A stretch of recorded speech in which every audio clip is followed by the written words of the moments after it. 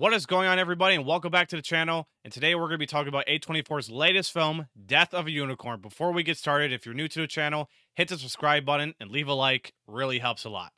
So for the ones that don't know, Death of the Unicorn involves a father and daughter accidentally running over a unicorn that involves a rich family using it for experimental purposes that ended up leading into deadlier consequences. The word of mouth in this trailer, along with its unique, interesting cast, had me sold for the most part, so it was worth for me checking out. And you know, A24 rarely goes at it with these type of movies, but man, was it worth checking out, and I'll tell you, I had a fun time with this film overall, and for the most part, A24 as a whole never retreated me, despite them putting out great trailers for the most past movies for the most part.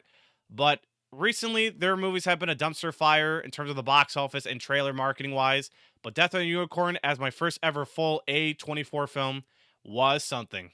So the comedy horror slash Jurassic Park vibes was a huge plus one for me that sold me a lot from the expectations I was looking forward to this movie that I really enjoyed for the most part. And there were moments in this film as a horror genre that gave me some heart beating moments that shook me with its unicorn sounds and atmosphere that put at the edge of my seat that I really like to really sit through.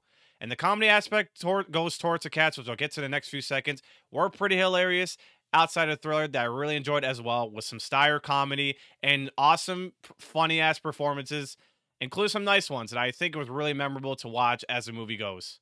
The cast of this movie, like I previously mentioned, were cool. You got Jenna Ortega and Paul Rudd in the leads that have shining moments between father and daughter in this film, and they have very impactful characteristic relationship emotional beats as well that brought the characters very well. But for Jenna Ortega, this was another solid entry in the filmography that already has attained a Scream Queen status since the Scream franchise. And you have Paul Rudd, who's rarely into these type of movies. I thought he was a great addition to also share some comedic performances as well, and I thought he really served well with this tone in this movie.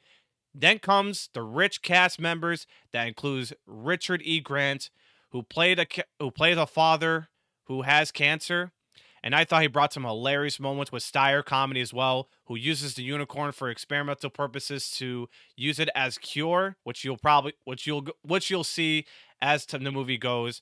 And then you have another amazing performance, comedic stealer. You have Will Poulter, who plays the son, and I thought he went all out with this movie. I never seen movies like this where he got to play such a comedic, smart-ass, stereotypical characters. But this one right here, coupled with the amazing script that he was given, I thought he does some great funny moments and scene-stealing stuff, doing funny shenanigans with the unicorn as the movie goes. But overall, he pretty much serves the rich, annoying, smart-ass type of characters that does a great job in serving the moments, and thus he steals the movie. The cast of this movie overall were pretty great. And in my opinion, I thought they were really fit the tone of this movie. Like I said, Jenna Ortega, Paul Rudd, everybody did an amazing job to even bring the style and moments I thought they were pretty enjoyable to watch. And so as the unicorns goes with this movie, I do have a little issues. The unicorns of this movie were pretty cool to look at, but at the same time, A24 rarely makes these kind of CGIs look weird and funky as if at times. But overall, in terms of fatality and the movement of the unicorns, I thought they looked very uncanny, as it's kind of look commercialist at the most part. I don't know if anyone has witnessed any commercials of the A20 of like any commercial with CGI visuals of a creature like this. But overall, the unicorns, I thought the kills did make up pretty great with the way how they kill using their horns and tools at their arsenal and killing people one by one, especially in the mythologies that were told how unicorns kill in this movie. I thought it maybe played for less for what they showed, but overall, it doesn't have any of those dark moments as they kill, but they leave whatever it's for laughter or not as a horror or thriller, and pretty much that's what A24 is known for. They really make these type of movies for how funny and how creative the kills can be, especially with the unicorns in this movie, and A24 just goes all out with how wacky it could be. That kind of has gory moments in this movie that really shares a lot.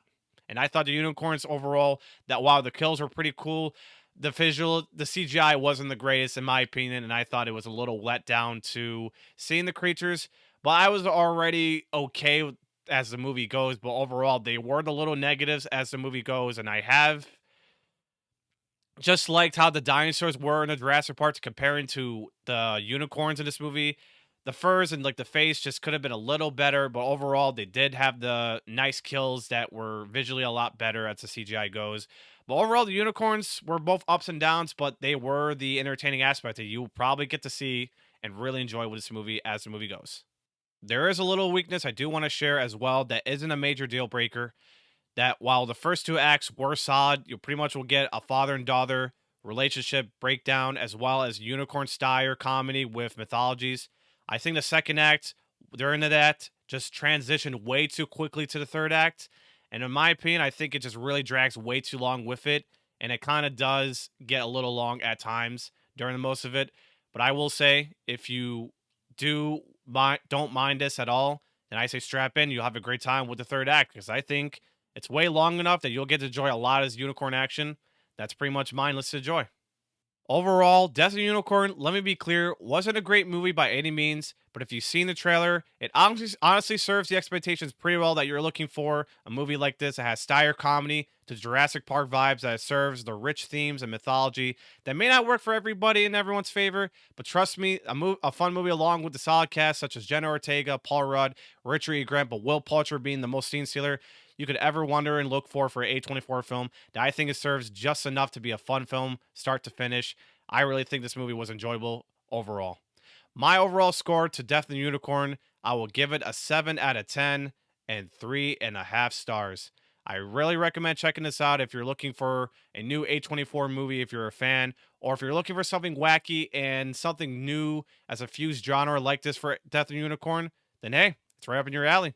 But let me know in the comment section below if you've seen Death and Unicorn. Let me know what you think down below. If you're new to the channel, hit the subscribe button. If you like the video, hit the like button. Most importantly, I want each one of you guys, stay safe, stay positive. Thanks for watching the video, guys. God bless. Peace.